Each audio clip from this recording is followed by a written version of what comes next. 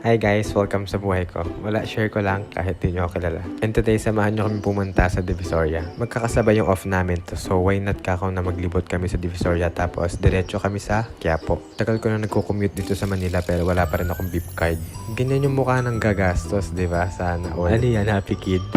So, andito kami sa LRT1 kasama ko yung mga bata. Akala mo naman talaga mga behave ah. Pagbaba namin ng Carriedo Station, sumakay kami ng tuk-tuk.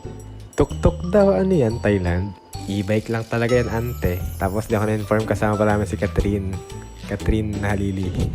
Bubungad talaga sa amin yung maraming tao kasi magpapasko that time. Kasama ko nga pala si AJ. Tapos magtitingin siya ng kumot dyan kaso nakita siya ng tindera. Yung friend ko talaga mukha expensive. Oh. Pero ang totoo, ito talaga yung pinunta ko dito.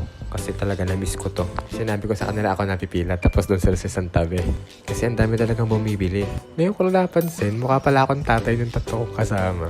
Oh, mga ante, hindi nyo na kailangan magtanong kung masarap ba talaga yan. Kasi di ko naman babalikan kung di masarap, di ba? Tapos, sa clip na yan, mahalata mo ng pauwi na talaga. Then guys, the reason why na pumunta kami dito sa Divisoria kasi maghahanap kami ng damit pang year-end party. Kaso ending, wala kaming type. Tapos, gusto namin ng maasim kaya bumili kami mangga. Yun lang, bye-bye.